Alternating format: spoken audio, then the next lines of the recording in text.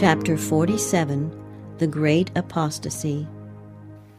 I was carried forward to the time when heathen idolaters cruelly persecuted and killed the Christians.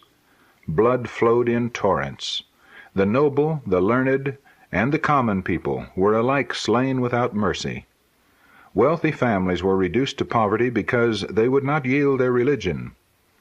Notwithstanding the persecution and sufferings which these Christians endured, they would not lower the standard.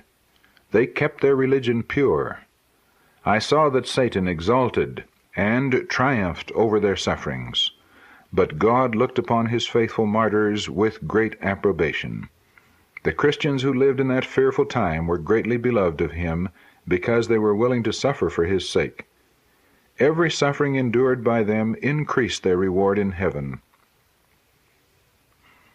Although Satan rejoiced because of the sufferings of the saints, yet he was not satisfied. He wanted control of the mind as well as the body. The sufferings that they endured only drove them closer to the Lord, leading them to love one another and causing them to fear more than ever to offend him.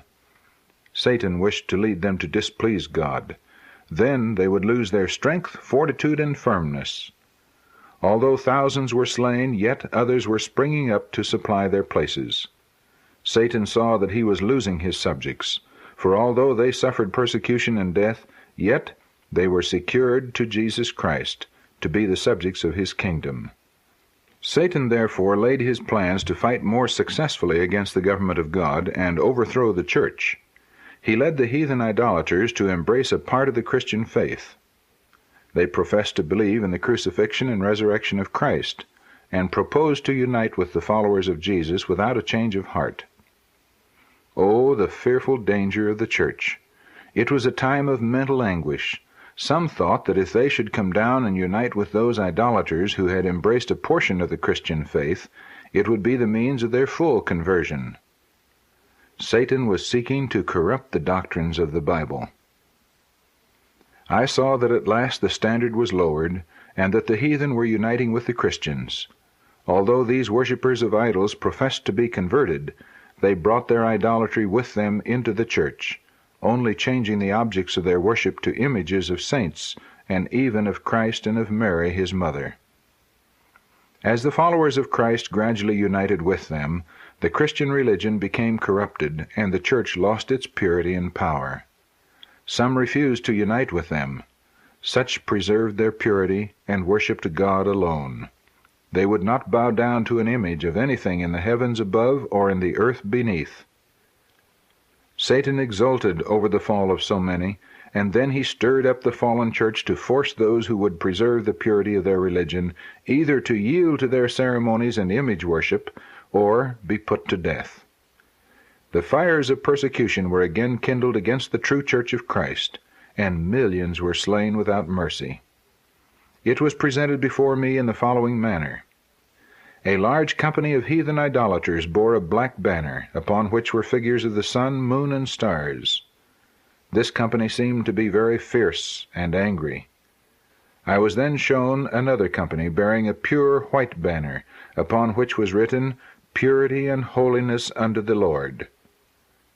Their countenances were marked with firmness and heavenly resignation. I saw the heathen idolaters approach them, and there was a great slaughter. The Christians melted away before them, and yet the Christian company pressed the more closely together, and held the banner more firmly. As many fell, others rallied around the banner and filled their places. I saw the company of idolaters consulting together. Failing to make the Christians yield, they agreed to another plan. I saw them lower their banner, and then approach that firm Christian company and make propositions to them.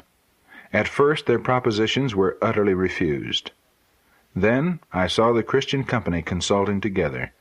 Some said that they would lower the banner, accept the propositions, and save their lives, and at last they could gain strength to raise their banner among the heathen. A few, however, would not yield to this plan, but firmly chose to die holding their banner rather than to lower it. Then I saw many lower the banner, and unite with the heathen.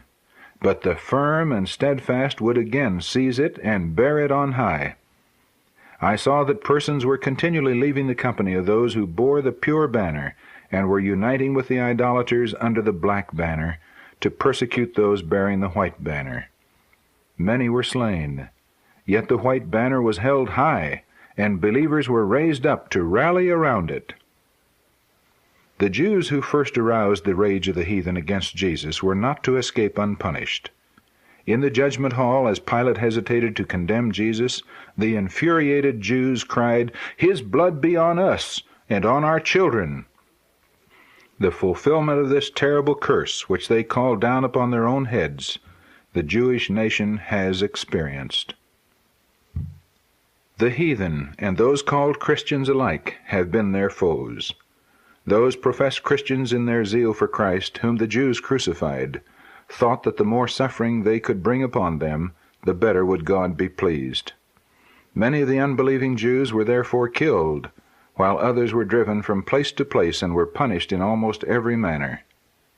The blood of Christ and of the disciples whom they had put to death was upon them, and they were visited with terrible judgments. The curse of God followed them, and they were a byword and a derision to the heathen and to so-called Christians. They were degraded, shunned, and detested, as if the brand of Cain were upon them. Yet I saw that God had marvelously preserved this people, and scattered them over the world, that they might be looked upon as specially visited by the curse of God. I saw that God had forsaken the Jews as a nation, but that individuals among them will yet be converted, and be enabled to tear the veil from their hearts, and see that the prophecy concerning them has been fulfilled. They will receive Jesus as the Savior of the world, and see the great sin of their nation in rejecting and crucifying him.